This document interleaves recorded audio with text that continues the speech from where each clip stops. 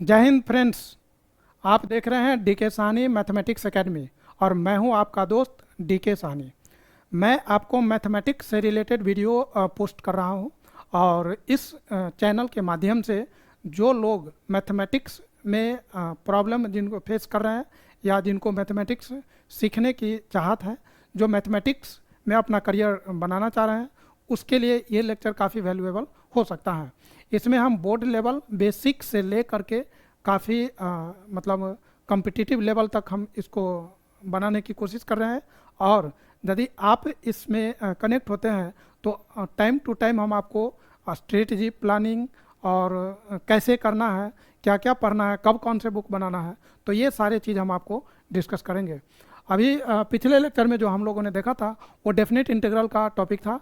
उसमें हम introduction discuss किए थे और डेफिनेट इंटीग्रल कैसे आया, कौन कौन वो मैथमेटिशियन थे जिनका कंट्रीब्यूशन रहा है 17th सेंचुरी से लेकर के 20th सेंचुरी तक का जो जर्नी है अलग अलग मैथमेटिशियन के द्वारा, वो मैंने आपके सामने उसको बताया और आप देखे भी। आज के टॉपिक में जो हम डिस्कस करने वाले हैं वो है आपको definite integral by substitution method. Integration में जो हम लोग इंडेफिनिट इंटीग्रल पढ़े थे वहाँ पर ऑलरेडी हम लोगों ने करीब अराउंड 20 एक्सरसाइज सब्स्टिट्यूशन मेथड का पढ़ा था, जिसमें अलजेब्रिक सब्स्टिट्यूशन, ट्रिग्नोमेट्रिक सब्स्टिट्यूशन और algebraic to substitution, algebraic to trigonometry, trigonometric to algebraic, बहुत सारे सब्स्टिट्यूशन पढ़ चुके थे। आज जो हम पढ़ेंगे वो इंटीग्रेशन डेफिनिट इंटीग्रल में उस कॉन्सेप्ट को कैसे अप्लाई करेंगे, इसी के ऊपर ये डिस्कशन है और एनसीईआरटी का एक्सरसाइज 7.10 है। तो आइए हम आपको ले चलते हैं इस एक्सरसाइज में। यदि आप बात करेंगे इस मेरे चैनल का क्या पर्पस है, तो आपको पहले भी बता चुके हैं कि to spread the knowledge of mathematics, discussion of various books of mathematics to prepare the students for board, JEE, olympiad, ISI. ये मैंने बताया भी था कि आईएसआई क्या होता है। एंड दिस बोर्ड जो सीबीएसई का हो, आईसीएसई के बच्चे हो या स्टेट बोर्ड के बच्चे हो, तो हमसे कनेक्ट हो सकते हैं और आप इसका बेनिफिट ले सकते हैं। जो टॉपिक है वो कुछ इस तरीके से है। इंट्रोडक्शन ऑफ डेफिनेट इंटीग्रल हम लोग ऑलरेडी डिस्कस कर चुके हैं। फंडामेंटल थ्योरम ऑफ कैलकुलस वो पहले ही डिस्कस कर चुके हैं। आज का जो टॉपिक होने वाला है दिस इज, ये टॉपिक हम लोग का है this is substitution method in definite integration. तो आइए हम इस टॉपिक पर आपको ले चलते हैं कि इसको बनाते कैसे हैं। Definite integral by substitution method. सबसे पहले आपके पास कोई फंक्शन दिया होगा और उसको पुट करेंगे, कुछ भी आप वेरिएबल पुट कर सकते हैं। ये हमारे पास क्वेश्चन होगा। एक्सरसाइज 7.10 आप देखेंगे तो इतने सारे क्वेश्चन हैं और सेम कॉन्सेप्ट है, काफ़ी आसान है, बहुत आसानी से आप बना सकते हैं। तो आइए हम आपको दिखाते हैं, जिसमें कि ये पहला क्वेश्चन आप देख पा रहे होंगे। I is equal to question number 1, जरा आप देखिए क्या लिखा हुआ है। आई इक्वल टू 0 से 1 x upon x square plus 1 and this is d x, ये लिखा हुआ है। इसको बनाने की बात है। यदि इसको केवल बनाने की बात हो, एग्जाम हॉल में बैठे हुए हैं, तो वहाँ पर ये तो पूछेगा नहीं कि आप सॉल्व विथ, वहाँ पर नहीं लिख करके आता है कि solve this question by substitution method या solve this by partial fraction या जो भी, मतलब वो ऐसे नहीं लिखा रहता है। उस समय आपको जो मेथड, जिस मेथड पे आपको कमांड है उस मेथड से बना डालिए, वहाँ पर सोचना नहीं है। हाँ, यदि स्पेशली लिख दिया हो, नहीं लिखा रहता है। यहाँ पर देखिए लिख दिया होगा, मतलब इसमें नहीं है, ये एक्सरसाइज ही है सब्स्टिट्यूशन का, तो सब्स्टिट्यूशन मेथड ही करेंगे। लेकिन दूसरा भी मेथड हो सकता है, हम आपको बता रहे हैं। चलिए हम आपको पहले सब्स्टिट्यूशन लगा करके दिखाते हैं। तो सब्स्टिट्यूशन मेथड से कैसे हम इसको बनाएंगे, वही इसको सीखना है। सबसे पहली बात, जो डिनोमिनेटर में है आप उसको टी पुट कर दीजिए। तो एक्स स्क्वायर प्लस 1 को टी पुट कर दिया। आप चाहे तो एक्स स्क्वायर को भी पुट कर सकते हैं और एक्स स्क्वायर प्लस 1 को, ये पुट करना ज़्यादा अच्छा रहेगा। एक्स स्क्वायर प्लस 1 को टी पुट करेंगे तो समझिए क्या होगा। यहाँ पर जब x में इंटीग्रेशन है तो वेरिएबल dx है, मतलब यहाँ पर dx होना चाहिए। जब t पुट करेंगे तो यहाँ dt होना चाहिए। तो इसको डिफ्रेंशिएट करिए, ये हो जाएगा 2x और 2x dx, 1 का तो 0 हो जाएगा एंड दिस इज dt। अब यहाँ से आप आइए तो x dx is equal to क्या हो जाएगा, dt अपॉन 2। तो आई क्या हो जाएगा मेरा, मतलब उसमें पुट करेंगे। एक चीज़ समझिएगा, जब आप एक्स को रिप्लेस कर रहे हैं, ये एक्स वाला टर्म हट जाएगा और टी में आ जाएगा, तो ठीक है, एक्स नहीं रहेगा, टी रहेगा। तो भाई लिमिट को भी आपको चेंज करना होगा। ये जो लिमिट दिया हुआ है वो 0 to 1 किसका है? एक्स का। ये दिया हुआ है एक्स का वैल्यू 0 और ये एक्स इक्वल टू 1, ये लोअर लिमिट है, ये अपर लिमिट है। अब यहाँ पर यदि टी में आ गया तो टी का लिमिट होना चाहिए, नियम के अनुसार तो यही होता है। कुछ लोग एक्स में ही रखता है और बाद में उसको पुट करता है, बट ये दिस इज़ नॉट अप्रोप्रिएट। आप यदि वेरिएबल चेंज कर लिए तो लिमिट भी आपको चेंज कर देना चाहिए। कुछ लोग टी में बना लेते हैं, लास्ट में जाकर के फिर एक्स रखते हैं, फिर उसको करते हैं, आंसर तो आ जाता है बट वो अप्रोप्रिएट नहीं है, ठीक है। तो इसको हम क्या करेंगे, लिमिट को भी चेंज करेंगे। तो लिमिट मेरा टी का होगा। टी का कैसे होगा वो समझिएगा। तो जब x 0 है, समझिए when x equal to 0, when x equal to 0, जब x मेरा 0 है तो t मेरा क्या होगा ये बताइए। तो t हो जाएगा मेरा, यहाँ 0 रखिए, तो 0 + 1, 0 का स्क्वायर 0 मतलब 1 होगा। जब x मेरा 1 हो जाएगा तो t क्या होगा? तो 1 स्क्वायर + 1 जो कि 2 होगा। तो मेरा लिमिट आ गया लोअर लिमिट। जब वहाँ लोअर 0 था तो यहाँ लोअर 1 हो गया, जब वहाँ अपर 1 है तो यहाँ पर 2 हो गया। तो अब देखिए आई मेरा क्या बन जाएगा, इंटीग्रल हो जाएगा मेरा 1 से 2, एक्स स्क्वायर + 1 को मैंने क्या पुट किया है वो समझिए टी, और यहाँ देखिए एक्स डी एक्स मिलकर के क्या दिया, D T by T, D T upon D T by 2। तो ये 2 हो गया। इस 2 को आप बाहर कर दीजिए, कांस्टेंट है, तो ये बन जाएगा 1/2। यहाँ होगा आपका इंटीग्रल 1 से 2, 1/2 and this is D T. भाई यहाँ पर 1/2 ये तो ठीक है, 1/2 ये हो जाएगा log t, एंड जो लिमिट दिया हुआ है 1 से 2 ये लिखिए 1/2 log 2 माइनस log 1, यहाँ पर 1/2 log 2 और log 1 आपको 0 होता है तो यहाँ पर लिख दीजिए log 0, दिस इज 1/2 log 2। आप या तो ऐसे लिखिए या ना तो 1/2 लॉगरिथम ऑफ 2 बेस में ही ऐसे लिख दीजिए, या नहीं तो आप ऐसे भी लिख सकते हैं 1/2 ln 2। ln लिखे तो बेस में ई लिखने की ज़रूरत नहीं है, ऑलरेडी क्लियर है कि बेस जो है उसका ई है। तो ये आपका आंसर आ गया। This is answer by substitution method. समझिएगा, मैंने बोला कि यदि आप बोर्ड का एग्जाम दे रहे हो या स्कूल का एग्जाम दे रहे हो तो उस समय लिखा नहीं रहेगा, तो आप जो मेथड आपको आता है जितना जल्दी आता है बना करके ख़त्म करिए।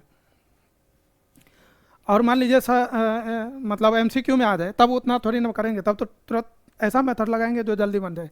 तो देखिए क्या है मेथड 2, ये है मेथड 2 और ये हर जगह आप एप्लीकेबल है। यहाँ देखिए I इज इक्वल टू 0 से 1 x upon x square + 1 and this is dx। भाई साहब नीचे का डेरिवेटिव ऊपर ये मैंने आपको बताया था fx, ये फंक्शन आपको मैंने बताया हुआ है fx। दो फंक्शन इस तरह से हो कि नीचे कोई फंक्शन है ऊपर उसका डेरिवेटिव हो तो इसका आंसर होता है लॉगरिथम ऑफ fx, इसका रिजल्ट है। तो यही चीज़ यहाँ पर हम फॉलो करने वाले हैं। नीचे जो डिनोमिनेटर में है x² + 1 उसका डेरिवेटिव 2x होना चाहिए, नहीं है तो 2 से आप मल्टीप्लाई डिवाइड कर लीजिए, ये आपका आ गया 0 to 1 and this is 2x dx। ये इस फॉर्म पे बैठ गया। अब आप इस रिजल्ट को यूज कर लीजिए तो ये आपको आएगा 1/2 and this is logarithm of x² + 1 mod के अंदर, दिस इज 0 से 1। इसमें कुछ पुट पाट नहीं करना पड़ा, यहाँ पर इसको भी चेंज करना पड़ रहा था, फिर वहाँ पर डिफ्रेंशिएशन, यहाँ कुछ नहीं, 1/2। अब यहाँ पर क्या कर दीजिए 1 पुट करिए तो लॉगरिथम ऑफ 1 पुट करेंगे तो 1 का स्क्वायर + 1 तो ये हो जाएगा 2 माइनस 0 पुट करेंगे तो log 1 होगा और log 1 0 होता है, 1/2 into log 2 and this is 0। तो फाइनल आंसर होने वाला है 1/2 log 2 जो कि पहले भी आया था, तो यही आपका आंसर हो गया। तो दिस इज द आंसर। आपको जो मेथड आता है वो मेथड आप बना लीजिए। सेकंड क्वेश्चन हम आपको बता रहे हैं। सेकंड क्वेश्चन में देखिए क्या दिया हुआ है, 0 से π/2 square root sin phi cos to the power 5 and this is d phi। अब समझिएगा इसको हम लोग क्या लिख सकते हैं, जो रूट स्क्वायर रूट के अंदर है उसको आप टी पुट कर दीजिए। तो इसको हम लोग क्या लिखने वाले हैं, ये मेरा आई हुआ, इसको हम एक लाइन आप ऐसे लिख लीजिए 0 से π/2 square root sin phi, this is cos 4 phi into cos phi and this is d phi। अब ऐसा क्यों किए वो आगे आपको काम देगा। अभी देखिए स्क्वायर रूट के अंदर जो भी चीज़ लिखा हुआ है उसको टी पुट किए हैं, जैसे put this sine phi equal to क्या हो जाएगा, तो ये हो जाएगा हम लोग को टी स्क्वायर। अब यहाँ से इसको डिफ्रेंशिएट करिए तो cos phi 2t dt, cos phi यहाँ पर हो जाएगा 2t dt और यहाँ डी फाई हो गया, मतलब cos phi d phi equal to 2t dt आया। अब एक चीज़ समझिए, यहाँ पर जब मेरा फाई में क्वेश्चन था तो लिमिट फाई का है, फाई का वैल्यू दिया हुआ है, और जब टी का हो गया तो लिमिट भी टी का होना चाहिए, तो लिमिट को भी चेंज कर लेंगे हम लोग यहीं पर। तो यहाँ पर जब टी फाई जीरो है, ये फाई दिया हुआ है, चूँकि फाई में है तो फाई का वैल्यू हुआ, तो फाई जब जीरो होगा तो टी क्या होगा, तो यहाँ पर टी रख दीजिए इसमें, तो क्या हो जाएगा रूट साइन जीरो, और साइन जीरो कितना होता है जीरो, तो स्क्वायर रूट जीरो जो कि जीरो आएगा। और जब फाई का वैल्यू आप क्या रखेंगे पाई बाई टू, यदि आप पाई बाई टू रखते हैं तो टी का वैल्यू आपको मिलेगा साइन पाई बाई टू, और साइन पाई बाई टू 1 होता है, सो दिस इज रूट 1, ये आपको 1 मिलेगा, आपको लिमिट मिल गया। अब आप क्वेश्चन पे आ जाइए, आई इज इक्वल टू, अब टी का वैल्यू रखेगा तो जीरो से 1 हो गया लिमिट, रूट साइन फाई को मैंने क्या पुट किया था टी, तो यहाँ पर टी आ गया। अब जरा आप समझिए यहाँ पर क्या लिखा है cos to the power 4, cos का पावर 4, ये कैसे निकलेगा, तो कॉस 4 पाई ऐसे लिखा हुआ है, तो इसको हम क्या लिखेंगे कॉस स्क्वायर फाई और उस पूरे का होल स्क्वायर, तो भाई कॉस स्क्वायर क्या होता है 1 माइनस साइन स्क्वायर होता है, और इस पूरे का पावर क्या हो जाएगा स्क्वायर। अब देखिए यहाँ पर 1 minus sine square, sine phi क्या है, साइन फाई है टी स्क्वायर, साइन फाई है टी स्क्वायर, और साइन स्क्वायर करेंगे तो ये टी का पावर 4 हो जाएगा, तो यहाँ पर होने वाला है टी का पावर 4, और फिर क्या लिखा हुआ है स्क्वायर, तो पूरे का स्क्वायर हो गया।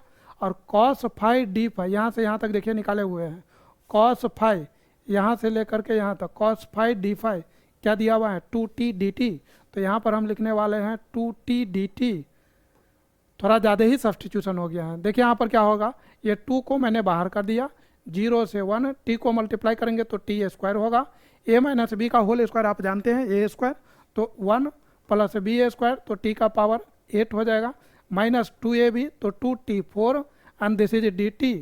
अब ज़रा आप हमको बताइए 0 से 1 दिया हुआ है, टी स्क्वायर से मल्टीप्लाई करेंगे तो ये टी स्क्वायर प्लस टी का पावर 10 होगा, माइनस 2 टी का पावर 6 होगा एंड दिस इज dt। अब आप इसको क्या करिए इंटीग्रेट कर दीजिए, 2 टी का power 3/3 plus T to the power 11/11 minus 2 T का power 7/7 and this is 0 to 1। अब आपको क्या करना है, एक बार 1 रख दीजिए, एक बार 0 रखेंगे तो 0 हो जाएगा, 1 रख दीजिएगा, वही मतलब सिंप्लीफाई करके आपका आंसर आ जाएगा। तो आप देखें कि किस तरीके से इसको हम बनाए।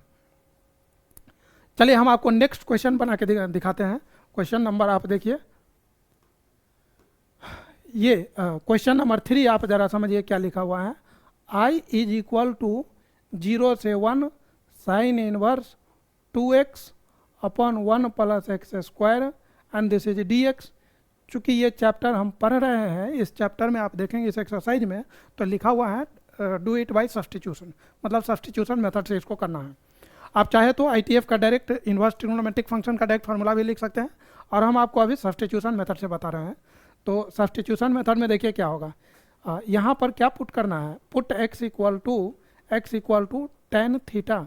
अब जिनको ITF पे कमांड होगा वो इसको समझ पा रहा होगा, नहीं होगा तो आपको थोड़ा परेशानी होगी कि इसमें ऐसा ही क्यों पुट किए, 3 क्यों नहीं पुट किए, ठीक है। तो x equal to tan theta put करेंगे तो देखिए क्या होगा, ये बन जाएगा मेरा dx क्या हो जाएगा हम लोग का 10 मतलब sec square theta and this is d theta. अब हम लोग लिमिट को भी चेंज कर लेंगे, तो जैसे ही मतलब वेरिएबल चेंज हुआ तो सारा चीज़ आप चेंज कर लीजिए। तो पहले x में था, अब चूंकि थीटा में आया, चूंकि अभी x में था, अब मैंने क्या पुट किया tan थीटा, तो अब थीटा का लिमिट आएगा। अब ज़रा देखिए यहाँ पर यदि x 0 होगा, यहाँ पर x जो है यदि x 0 है तो tan थीटा क्या होगा 0, तो यहाँ से थीटा क्या हो जाएगा, थीटा होगा tan इनवर्स 0, tan इनवर्स 0 मतलब 0।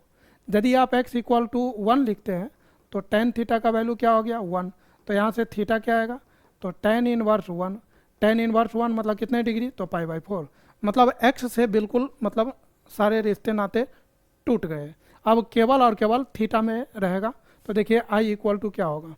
कुछ लोग क्या करते हैं, पहले इंटीग्रेट कर लेंगे, बाद में एक्स रखे रहेंगे और एक्स का लिमिट पुट करते हैं। कहे भैया यदि आप यहाँ एक्स है तो एक्स का लिमिट है, तो यदि आप थीटा रखें तो थीटा का रखिए। कभी कभी वो भूल भी जाते हैं कि उसको मतलब वापस से दोबारा एक्स में लाना भी है, समझे। तो इसीलिए आप पहले ही लिमिट पुट कर लीजिए। अब यहाँ से देखिए 0 से 1 लिमिट नहीं रहेगा, बल्कि थीटा में आ गया तो 0 से π/4 होगा, ये हो गया।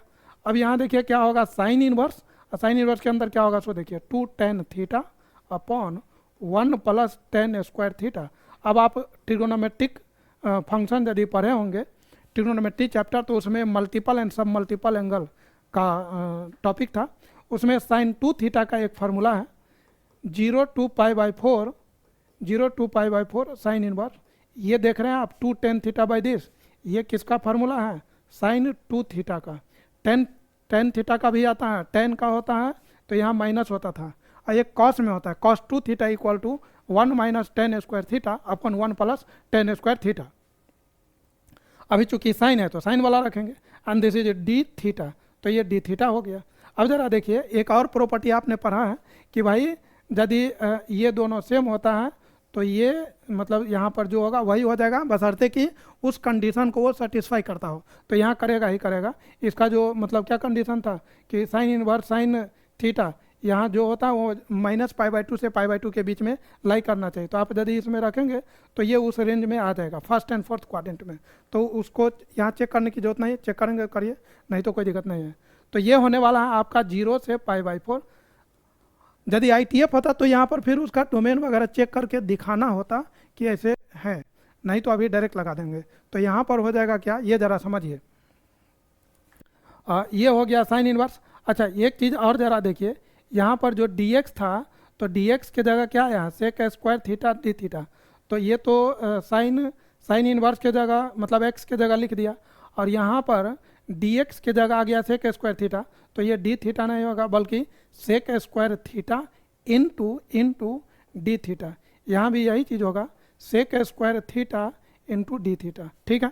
अब देखिए यहाँ पर ये साइन इनवर्स है, प्रॉपर्टी ये था, प्रॉपर्टी हम यहाँ पर लिख रहे हैं। देखिए साइन इनवर्स साइन थीटा यदि हो तो इसका आंसर थीटा होता है, और थीटा बिलोंग करना चाहिए -π/2 से π/2 के बीच में, मतलब फर्स्ट एंड फोर्थ क्वाड्रेंट का एंगल होना चाहिए, तो ही जाके ये बात होगी, अदरवाइज नहीं। तो इसका यदि हम 2 थीटा चेक करेंगे तो उसमें आएगा, आप चाहे तो चेक कर सकते हैं, क्योंकि ये थीटा का वैल्यू है। आप देखिए यहाँ पर थीटा का वैल्यू कहाँ से कहाँ तक है, थीटा का वैल्यू है आप देखिए 0 से π/4 है, ये दिया हुआ है। तो 2 थीटा क्या हो जाएगा भाई, तो 2 थीटा 0 से 2 से मल्टीप्लाई होगा तो 2 × 0 तो 0, इसमें 2 से मल्टीप्लाई होगा तो π/2, तो 0 से π/2 फर्स्ट क्वाड्रेंट में, मैंने बोला या तो फर्स्ट में नहीं तो फोर्थ में, उसके बीच में कहीं भी आना चाहिए। यदि ITF में होता तो ये तो करना कंपलसरी था, चूँकि ये इंटीग्रेशन में है तो इसको आप स्किप भी कर सकते हैं, लेकिन आपको ये ध्यान रहना चाहिए ये तभी हो सकता है जब ये बातें फुलफिल करता है। यही यदि कंपटीशन का क्वेश्चन आता है तो यहाँ पर कुछ और चीज़ वो लगा देगा, तो फिर मतलब ट्विस्ट कर देता है। तो ये चीज़ जानना बहुत ज़रूरी है। अभी तो बेसिक NCERT है तो इसमें कोई दिक्कत नहीं है। अभी आप देखिए तो इसके जगह हम लिखने वाले हैं 2 थीटा हो गया, और यहाँ पर आ जाएगा आपको sec square theta and this is d theta. 2 को बाहर कर लीजिए और यहाँ है 0 से π/4, this is theta and sec square theta d theta. अब ज़रा आप समझिए यहाँ पर कौन सा रूल लगेगा, तो इंटीग्रेशन बाय पार्ट आप पढ़े होंगे, u × v का जो इंटीग्रेशन होता था, तो ये अलजेब्रिक थीटा जो हो गया आपका अलजेब्रिक समझिए, और ये इधर ट्रिग्नोमेट्रिक हो गया। तो अलजेब्रिक और ट्रिग्नोमेट्रिक में कौन पहले आता है, आइलेट। ये इसके अकॉर्डिंग जो पहले आएगा उसको हम लोग फर्स्ट फंक्शन मानते थे, तो ए हो गया अलजेब्रिक फर्स्ट फंक्शन। तो थीटा को बाहर कर देंगे, देखिए हम कैसे लिखने वाले हैं। थीटा को मैंने बाहर कर दिया, और किसका इंटीग्रेशन होगा, तो सेक स्क्वायर थीटा का इंटीग्रेशन होगा, माइनस जिसको बाहर किए थे उसका डिफरेंशिएशन, तो डी थीटा बाई थीटा ये 1 होगा, और सेक स्क्वायर थीटा का इंटीग्रेशन जो कि tan थीटा होगा, and this is d theta, और फिर से इंटीग्रेशन होगा। और जो लिमिट था वो रख दीजिए 0 to कितना था π/4, तो ये 0 to π/4 मैंने रखा। समझिएगा बुक में डायरेक्ट यहाँ इंटीग्रेट करके तब यहीं पर लिमिट रख देता है, हम बाद में एक ब्रैकेट करके और बाहर में यहाँ पर रख दिए हैं। टू थीटा, इसका इंटीग्रेशन टेन थीटा। यहाँ पर इसका इंटीग्रेशन मैंने डायरेक्ट लिख दिया क्योंकि और स्टेप्स लंबा हो जाता, तो आप चाहे तो एक स्टेप और रख दीजिए, हम इसको एक स्टेप छोड़ दिए, स्टेप स्किप कर दिए हैं। अब टेन थीटा का इंटीग्रेशन आप पढ़े हैं, लॉग या सेक में लिखिएगा तो माइनस लॉग सेक होगा, और कॉस में लिखना चाहेंगे तो लॉग क्या हो जाएगा, सेक में कॉस में लिखेंगे तो लॉग कॉस थीटा लिखेंगे तो हमको माइनस लिखना पड़ेगा, और माइनस पहले से है तो हम प्लस लिख देते हैं, और यहाँ मॉड लगा दीजिए 0 to π/4। अब ये लिमिट आप इसमें रख दीजिए, तो 2 यदि आप π/4 रखेंगे तो सोचिए क्या होगा, π/4 होगा यहाँ पर, और यहाँ पर आ जाएगा आपको 10 π/4 प्लस लॉग कॉस π/4 हो जाएगा, ठीक है।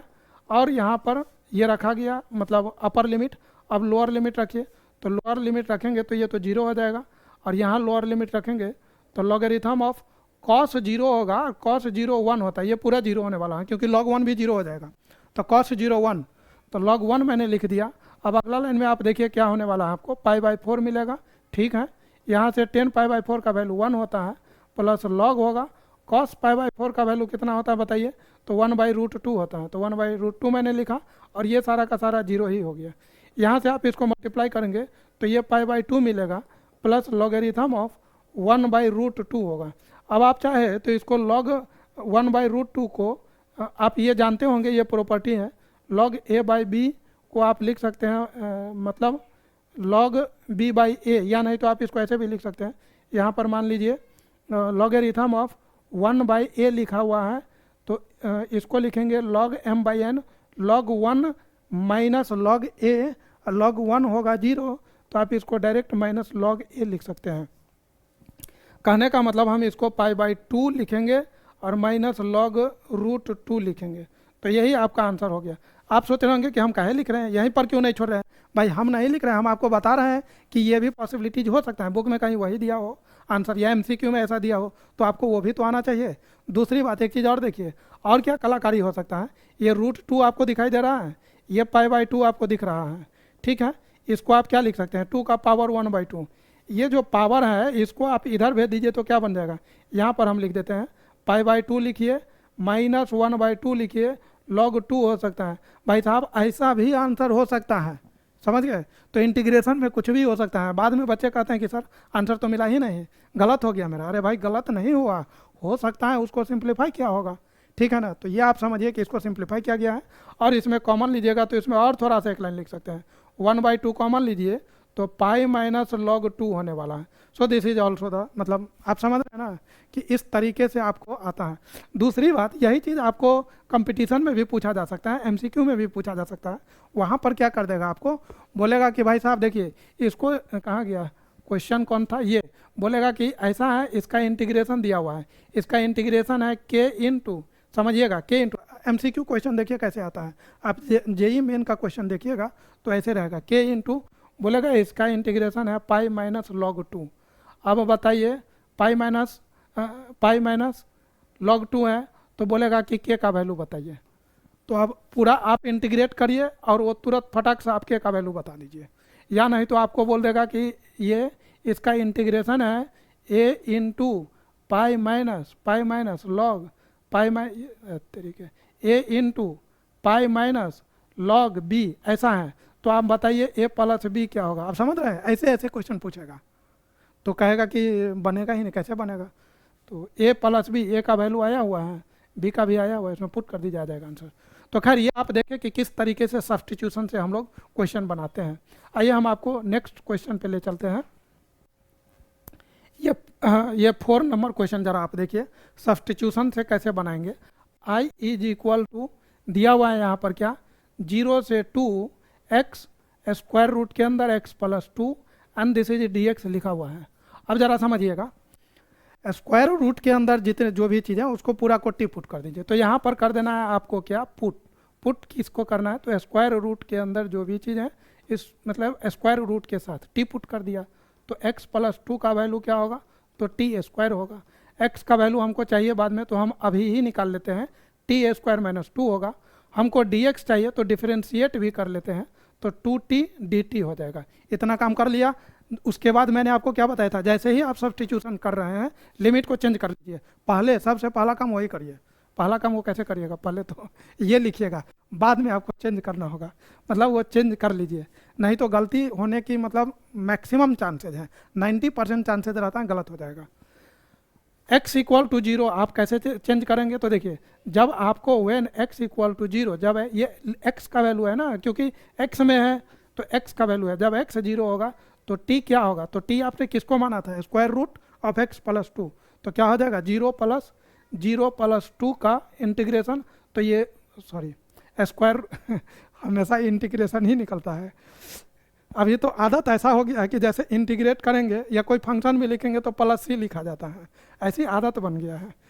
तो ये हो गया √2, ठीक है, तो ये अब 2 आप रखिए इसमें, x के जगह यदि 2 होगा तो t क्या होगा भैया, तो 2 प्लस 2 जो कि 4 होने वाला है, तो मतलब 4 का स्क्वायर रूट 2, तो देखिए हम लोग का जो लिमिट आया √2 से 2, तो हम i बराबर क्या लिखेंगे, सो ज़रा सोचिए, √2 लिखेंगे और अपर लिमिट में लिखेंगे 2, x का वैल्यू मैंने निकाल लिया था, देखिए आप नहीं निकाले होते तो यहाँ मेहनत करना होता, तो t² माइनस 2 और स्क्वायर रूट इस पूरे को तो मैंने t पुट किया था तो t हो गया, और dx का वैल्यू देखिए क्या निकला है, dx 2t, ये वाला चीज़ देखिए आप, dx 2t dt, ठीक है ना।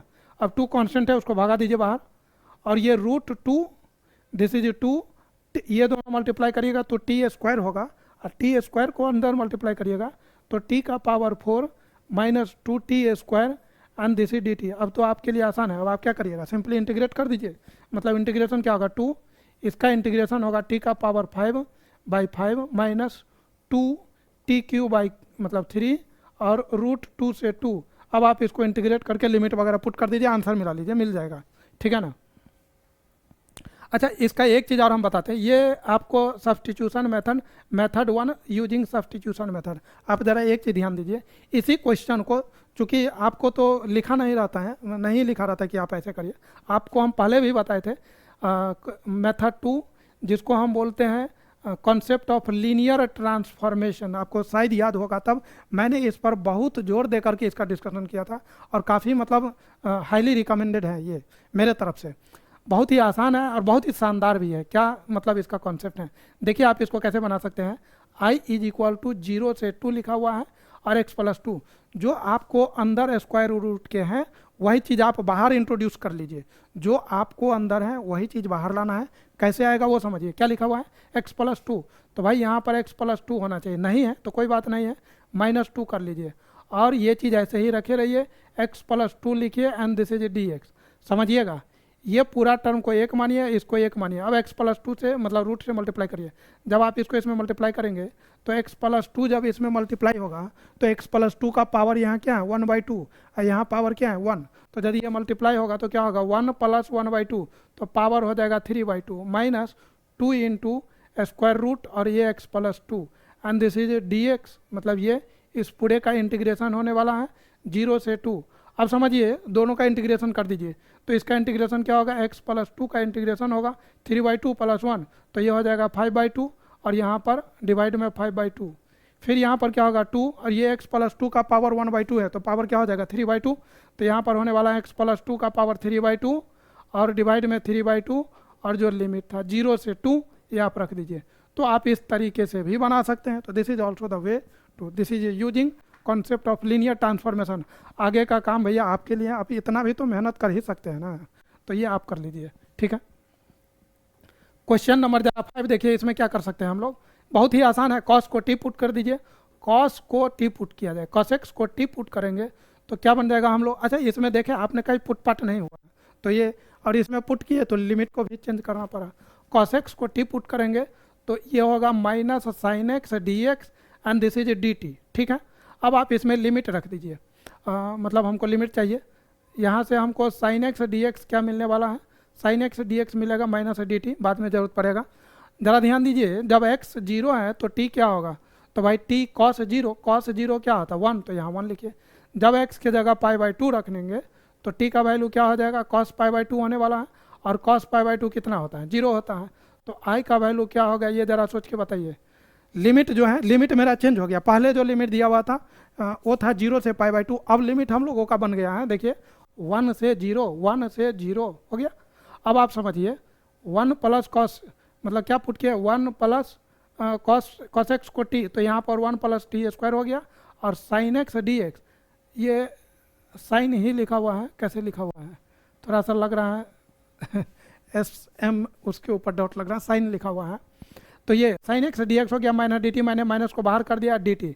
अब आप समझिए तो डायरेक्ट 10 का इंटीग्रेशन है, तो ये हो जाएगा 1 मतलब 10 इनवर्स टी लिख लीजिए, और यहाँ पर इस तरीके से लिमिट 1 से 0 माइनस, एक बार आपको क्या करना है, तो 10 इनवर्स 0, यहाँ पर 10 इनवर्स 1 रखना है, और ये हो जाएगा माइनस 10 इनवर्स 0 होता है 0, 10 इनवर्स 1 होता है पाई बाय 4, तो यहाँ पर हम पाई बाय 4 लिखने वाले हैं। इसको आप मल्टीप्लाई करेंगे तो माइनस माइनस प्लस हो जाएगा, पाई बाय 4 आपका आंसर आने वाला है, और यही इसका आंसर है भी। तो आप देख रहे हैं कि किस तरीके से हम सब्स्टिट्यूशन मेथड को लगा करके क्वेश्चन बना रहे हैं। और ऐसा भी नहीं है कि सब्स्टिट्यूशन मेथड नहीं आएगा तो नहीं बनेगा, क्योंकि बोर्ड में तो ऐसा लिखा नहीं रहता है, इसलिए आप मतलब निश्चिंत रहिए कि जो मेथड आता है उस मेथड से बस बना लीजिए, बाद में इंटीग्रेशन पुट कर दीजिए।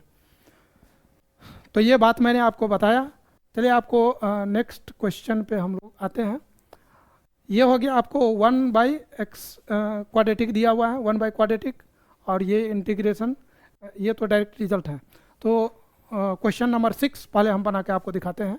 क्वेश्चन नंबर 6 का क्या कॉन्सेप्ट है इसको हम लोग समझते हैं। तो 0 से 2 दिया हुआ है, 1 upon x plus 4 minus x square and this is d x. ये कॉन्सेप्ट को जरा आप ध्यान दीजिए, इस कॉन्सेप्ट को जरा आप ध्यान दीजिए। तो ये क्या बनने वाला है, ये आपको 1 अपॉन, ये देखिए क्या है, 1 अपॉन क्वाड्रेटिक है भाई। 1 अपॉन क्वाड्रेटिक में मेथड ऑफ कंप्लीटिंग स्क्वायर बहुत ही फेमस रूल है, MOCS, और ये हम काफ़ी डिटेल में इस पर डिस्कशन किए हैं, और बहुत सारे क्वेश्चन भी डिस्कस किए हैं इस पर। तो आप जा करके देख सकते हैं, इंटीग्रेशन का जो लेक्चर है उसमें RD शर्मा सर का भी बुक का बहुत सारे एक्सरसाइज कंप्लीट पूरा इंडेफिनिट मैंने डिस्कस किया है, तो वहाँ पर सीख सकते हैं। खैर यहाँ पर देखिए हम इसको क्या लिखने वाले हैं, 1 अपॉन, इसको हम लिखेंगे माइनस एक्स स्क्वायर, ठीक है ना, माइनस कॉमन लेते हैं तो एक्स स्क्वायर और माइनस एक्स, ये दोनों को एक जगह लिखा, और प्लस 4 ऐसे मैंने लिखा, and this is d x ऐसे लिखा हुआ है। इसको हम क्या लिखेंगे, 0 से 2 लिखा हुआ है, 0 से 2 रखिए, 1 अपॉन, देखिए यहाँ पर क्या होना चाहिए, मेथड ऑफ कंप्लीटिंग स्क्वायर लगाने के लिए आपको यहाँ 4 है, 4 लिखिए, 4 इधर ही लिखते हैं, कोई दिक्कत नहीं है। यहाँ पर एक्स स्क्वायर, ये a square minus 2ab plus b square होना चाहिए, तो यहाँ 2 से मल्टीप्लाई किया, एक्स पहले से था तो 2 से मैंने डिवाइड किया, ये देखिए क्या बन गया, ए स्क्वायर माइनस 2ab, 2 नहीं था तो मैंने 2 से मल्टीप्लाई डिवाइड किया। अब यहाँ पर बी स्क्वायर होना चाहिए, तो ये 1/4 होना चाहिए, ये चीज़ नहीं है तो इतना माइनस कर देंगे, and this is d x हो जाएगा। यहाँ से 0 से 2 हो जाएगा, 1/4 माइनस, ये देखिए क्या बन गया, x माइनस 1/2 का होल स्क्वायर बना, और minus minus plus 1/4 and this is d x. यहाँ से आपको 0 से 2 मिला। अब जरा समझिए, इसको ऐड करेंगे तो 4 4 16 प्लस 1, तो 16 प्लस 1 हम लोगों को क्या देने वाला है, 17, तो 1 अपॉन 17/4 हुआ, माइनस एक्स माइनस 1/2 पूरे का whole square, and then this is d x. अब आप सोच रहे होंगे कि ये टॉपिक तो था मेथड ऑफ सब्स्टिट्यूशन का, तो आप MOCS लगा दिए, फिर कहाँ कहीं पुट पाट किए। भैया यहाँ पर आपको शुरू में पुट नहीं करेंगे, ठीक है ना, आपको अब पुट करेंगे, अब सब्स्टिट्यूशन होगा। तो आप समझिए, इस चीज़ को हम लोग टी पुट कर देंगे। तो आप चाहे तो डायरेक्ट फार्मूला भी लगा सकते हैं कि मतलब ए स्क्वायर माइनस एक्स स्क्वायर के फॉर्म में है, हम चाहेंगे तो ये भी लगा देंगे। और चूंकि सब्स्टिट्यूशन मेथड है तो आप इसको टी पुट कर लीजिएगा तो भी बन जाएगा। कहने का मतलब x माइनस 1/2 को टी पुट कर देना है, तो ये बन जाएगा D x and this is D T. कहने का मतलब यदि हम इसको टी पुट करेंगे तो लिमिट भी हमको पुट करना पड़ेगा। x के जगह जब 0 होगा तो t का वैल्यू क्या हो जाएगा, तो t हो जाएगा, यहाँ 0 रखेंगे तो माइनस 1/2 होगा, और जब x का वैल्यू x2 होगा तब t का वैल्यू क्या होगा, ये सोच के बताइए। यहाँ 2 रखे यहाँ पर, तो 2 2 4 माइनस 1 3/2 होने वाला है। अब यहाँ पर देखिए i का वैल्यू क्या होने वाला है वो समझते हैं। इंटीग्रल लिमिट चेंज हो गया, तो माइनस 1/2 से ले करके कहाँ तक गया, तो 3/2 तक गया। अब हुआ क्या, तो 1 अपॉन, इसको हम लोग क्या लिखने वाले हैं, स्क्वायर रूट ऑफ 17/2 का होल स्क्वायर माइनस टी का स्क्वायर, और ये जो dx आप देख रहे हैं, dx की जगह क्या आ जाएगा, dt, तो यहाँ आ गया dt। अब ये डायरेक्ट फार्मूला बन गया 1/a² माइनस एक्स स्क्वायर। आपको याद होगा तब a² माइनस एक्स स्क्वायर का रिजल्ट था 1/2a लॉगरिथम ऑफ a², तो a minus a² minus x square है, तो ये हो जाएगा a plus x upon a minus x. तो यहाँ पर आ जाएगा आपको 1/2 से लेकर के 3/2, यहाँ पर 1/2 a के जगह क्या है, √17/2 लॉगरिथम ऑफ a के जगह क्या है, √17/2 प्लस x मतलब यहाँ पर x के जगह क्या है, t, और यहाँ हो जाएगा √17/2 माइनस t, ये जो भी चीज़ है, और यहाँ पर लिमिट जो दिया हुआ है -1/2 से 3/2। अब भाई साहब जहाँ t है वहाँ ये अपर लिमिट और लोअर लिमिट रख करके आप इसको कैलकुलेट करिए, आप ये काम खुद से भी कर सकते हैं। तो इस तरीके से हम लोग इस क्वेश्चन को बना सकते हैं। बाकी का ये क्वेश्चन सेम पैटर्न का है, इसको भी ये आपको एक रिजल्ट पे आ जाएगा। ऐसा रिजल्ट आप क्या करिए, x के जगह आप चाहे तो t पुट कर लीजिए, आप बिना पुट किए भी बना सकते हैं। ये इस रिजल्ट पे आएगा ex और यहाँ पर fx प्लस f' का मैंने एक रिजल्ट बताया हुआ है, इसका डायरेक्ट रिजल्ट होता था ex fx, इस कॉन्सेप्ट पर है, तो आप इसको बना सकते हैं। और वहाँ कांस्टेंट मल्टीप्लाई है, तो यहाँ पर थोड़ा सा चेंजिंग होता है, वो क्या होता है ये आप देख सकते हैं। चलिए हम नेक्स्ट क्वेश्चन पर आते हैं। ये इस तरीके से अब आप बना सकते हैं। आज का लेक्चर हम लोग यहीं पर रोकते हैं, हम लोग नए लेक्चर में मिलेंगे नए कॉन्सेप्ट के साथ। तब तक के लिए आप सभी को बहुत बहुत धन्यवाद।